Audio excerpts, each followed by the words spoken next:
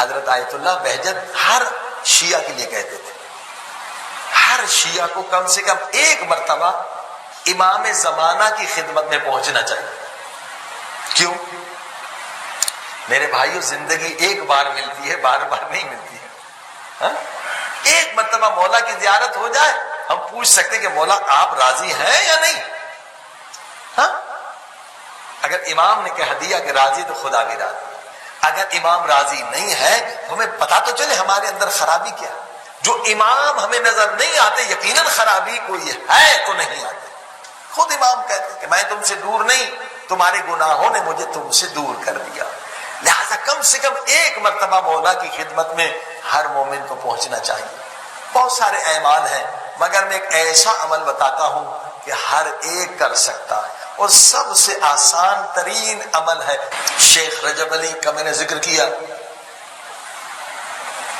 جو ہر نماز میں امام کی زیارت کرتے تھے، جب السلام علیکم ورحمۃ اللہ وبرکاتہ کہتے تھے۔ مشہد میں امام رضا کے روضے میں خاص کمرے میں ان کی قبر ہے، اور اپنے شاگردوں کو بھی زیارت کرواتے تھے۔ وہ کیا کہتے تھے کہ جس نے بھی امام زمانہ کی زیارت کرنی ہے 7 اعضاء پاک ہو جائیں، بغض و عداوت نکال دے، حالت حضور پیدا کرے، اور سونے سے پہلے اس آیت کو 100 مرتبہ پڑھے، رب ادخلنی مدخل صدق واخرجنی مخرج صدق واجعل لی من لدنک سلطانا نصیرا۔ یہ جب معصوم کی زیارت میں ہم یہ پڑھتے ہیں، اے خدا داخل ہو جاؤں ایمان کے ساتھ، باہر نکلوں ایمان کے ساتھ، مجھے مددگار عطا کر۔ 100 مرتبہ اس آیت کو سونے سے پہلے پڑھ کے سو جائیں۔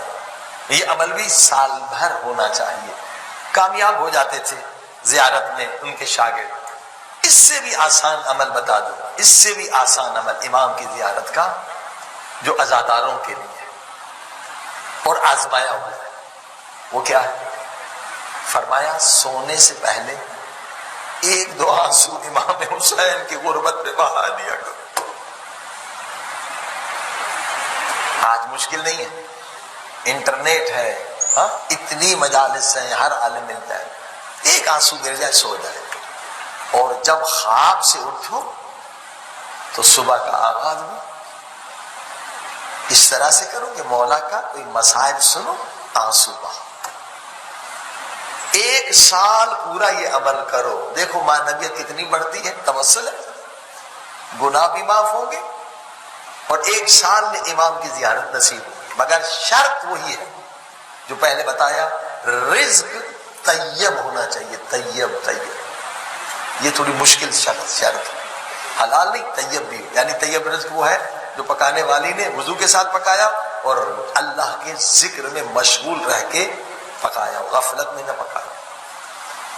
اب ایک مومن کا قصہ بتا دوں، اس نے عمل شروع کیا، اب یہ آخری دن تھا، اسے امید تھی کہ آج امام زیارت کر رہے ہیں، کمرہ بند تھا، یہ اکیلا مصائب پڑھ رہا، کس کے مصائب؟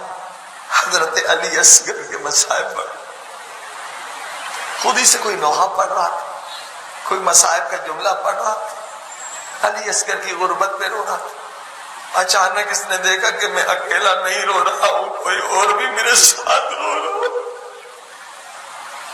دیکھا کمرہ تو میں نے بند کیا تھا، کون ہو سکتے ہیں؟